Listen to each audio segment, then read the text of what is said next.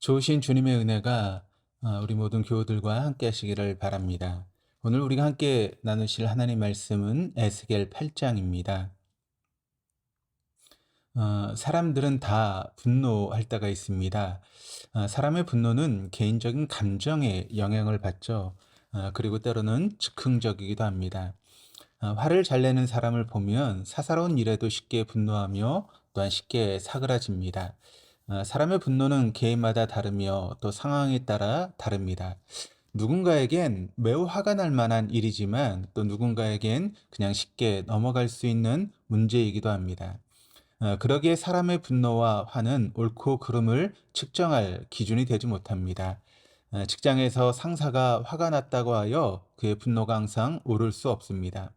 부모가 자녀에게 화를 내는 건 역시 마찬가지입니다. 오히려 화낸 자신에게 더 문제가 있는 경우가 많습니다. 쉽게 화를 내는 우리와 달리 주님은 은혜와 긍휼이 많으시며 화내기를 더디하시고 인자하신 분이십니다. 시편 145편 8절 말씀을 보시면 여호와는 은혜로우시며 긍휼이 많으시며 노하기를 더디하시며 인자하심이 크시도다라고 이야기를 하고 있습니다. 그러나 오늘 본문에서 주님은 매우 크게 분노하십니다. 하나님의 분노는 바르며 거룩하십니다. 사람의 환행과는 달리 주님의 분노는 의롭고 정당합니다. 그리고 그 분노를 자신의 백성에게 알리기 위해서 에스겔이 장로들과 함께 있을 때 주님의 영이 임하였습니다. 장로들이 보는 가운데 에스겔은 하나님의 환상에 사로잡혔고 이는 하나님의 분노의 때에 일어납니다. 1절이 이렇게 기록을 합니다. 여섯째 해의 여섯째 달 초 닷새에 나는 집에 앉았고 유다의 장로들은 내 앞에 앉아 있는데 주 여호와의 권능이 거기에서 내게 내리기로. 하나님께서는 에스겔에게 환상을 보이십니다. 이는 하나님께서 왜 분노하셨는지를 보여주기 위함입니다. 주의 영은 에스겔을 하늘 높이 들어서 예루살렘의 안뜰을 바라보게 하셨습니다. 예루살렘은 하나님의 것이며 오직 하나님께 경배하고 예배 드려야 합니다. 그러나 그곳에 전혀 어울리지 않는 질투의 우상이 세워져 있습니다. 2절, 3절이 이렇게 기록을 합니다. 내가 보니 불같은 형상이 있더라. 그 허리 아래의 모양은 불 같고 허리 위에는 광채가 나서 단새 같은데 그가 손 같은 것을 펴서 내 머리털 한 모숨을 잡으며 주의 영이 나를 들어 천지 사이로 올리시고 하나님의 환상 가운데에 나를 이끌어 예루살렘으로 가서 안뜰로 들어가는 북향한 문에 이르시니 거기에는 질투의 우상 곧 질투를 일으키게 하는 우상의 자리가 있는 곳이라. 성경에서 부른 하나님의 심판을 상징합니다. 따라서 에스겔에게 임한 불같은 형상은 하나님의 분노를 그의 백성에게 보여주기 위함입니다. 하나님의 거룩한 성전에 므낫세 왕이 이전에 세워둔 바알과 아세라 우상들은 하나님을 모독하며 그를 업신여기는 가증한 일이었습니다. 하나님의 백성이 주님을 경배하지 않고 자신들의 욕심을 따라 만든 우상은 이미 마음에서부터 세워졌고 행동으로 하나님의 안뜰의 흉측한 모습으로 더럽힌 것입니다. 그뿐만이 아닙니다. 하나님을 경배하여야 하는 이스라엘 백성은 하나님을 버리고 비밀스럽고 은밀한 가운데 우상을 섬기며 더 큰 가증한 일을 행합니다. 14절 15절입니다. 그가 또 나를 데리고 여호와의 전으로 들어가는 북문에 이르시기로 보니 거기에 여인들이 앉아 단무스를 위하여 애곡하더라. 그가 또 내게 이르시되 인자야 내가 그것을 보았느냐 너는 또 이보다 더 큰 가증한 일을 보리라 하시더라. 유대인들은 하나님의 성전에서 바벨론과 베니게에서 숭배한 곡식인 단무스를 위한 애곡합니다. 이스라엘은 자신들의 풍요로움과 평안을 위해 가증한 일들을 행하고 있었던 것입니다. 하나님은 그들을 구원하시며 인도하셨습니다. 거룩한 언약을 세우시고 지키시며 보호하셨습니다. 그러나 그들의 욕심은 끝이었기에 죄의 형상인 우상을 하나님의 성전 곳곳마다 세웁니다. 하나님의 얼굴을 피해가며 온갖 우상에 자신을 스스로 더럽힙니다. 이는 거룩하신 하나님 앞에 거룩한 백성의 모습으로 살아가기 싫었기 때문입니다. 그들은 인자하시고 자비로우신 하나님을 피해 오히려 그분께 분노하며 마음의 죄악인 우상을 세우는데 온 인생을 허비했던 것입니다. 그런데 이제 그들은 한술 더 떠 하나님께 예배드리는 제단 사이에서 동쪽 태양에게 예배하는 가장 흉측한 일을 행합니다.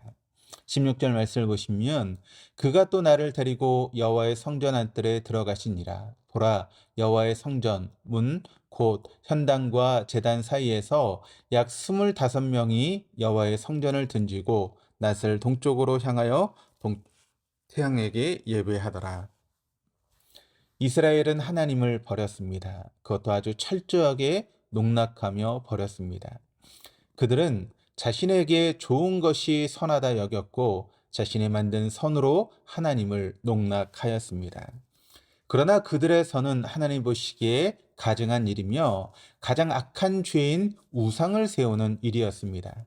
하나님께서는 자신에게 향하는 이스라엘의 가증스러운 행동에 에스겔을 통해 이렇게 말씀하십니다. 18절입니다. 그러므로 나도 분노로 갚아 불쌍히 여기지 아니하며 긍휼을 베풀지도 아니하리니 그들이 큰 소리로 내 귀에 부르짖을지라도 내가 듣지 아니하리라. 하나님은 분노하십니다. 가증한 일을 행하는 이스라엘을 향하여 더는 불쌍히 여기지 않으시며 긍휼을 베풀지 않을 것이라 말씀합니다. 이제 더 이상 그들이 큰 소리로 하나님께 부르짖어도 주님은 당신의 귀를 닫는다라고 말씀하십니다. 분노는 괴로움과 동격인 감정입니다. 분노를 뜻하는 단어는 괴로움을 뜻하는 단어와 같은 어원을 가집니다. 분노와 괴로움은 함께 수반되는 감정입니다. 따라서 분노가 크면 클수록 괴로움 또한 커집니다.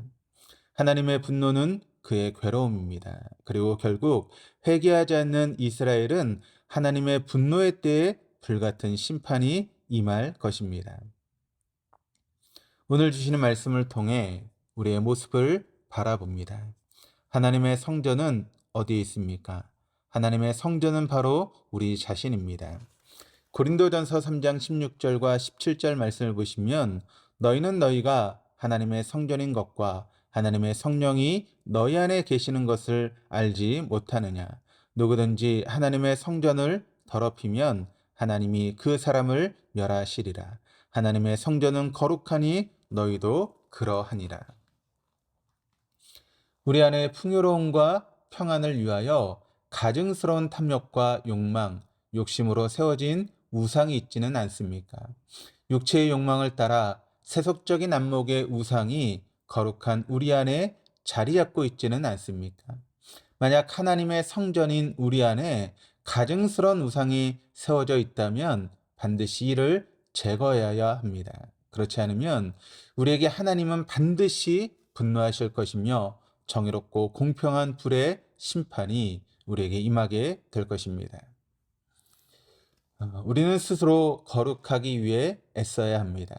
매일 하나님의 말씀으로 우리를 바로 세워야 하며 회개의 물로 우리의 안과 밖을 씻어내야 합니다. 그러므로 오늘도 내 안의 욕심과 욕망을 무너뜨리십시다. 주님의 성령이 거하시도록 우리 안에 자신을 스스로 구별되게 합시다. 오늘도 주의 말씀에 순종하며 거룩한 제단을 쌓아 나가십시다. 하나님은 분노하실 때 즉시 심판하지는 않으셨습니다. 그리고 장로들이 보는 앞에서 에스겔의 환상을 보이셨습니다. 이는 주의 백성에게 다시 기회를 주시며 인내하시는 그분의 사랑이 너무나 크시기 때문입니다. 기도하시겠습니다. 하나님 아버지, 주님의 분노가 우리에게 임하고 있지는 않은지요. 주님, 우리를 돌이키시고 우리에게 향하신 당신의 분노를 거두옵소서. 욕심에 이끌리는 가증한 일들을 멈추고 오직 주의 음성에 귀 기울이는 오늘이 되게 하옵소서. 주님, 당신의 분노가 있는 곳에 우리의 기도가 있게 하옵시고 심판의 불이 임하는 곳에 우리의 회개가 있게 하옵소서. 은혜로우시며 긍휼이 많으시며 노하기를 더디하시며 인자하심이 크신 예수 그리스도 이름으로 기도드립니다. 아멘.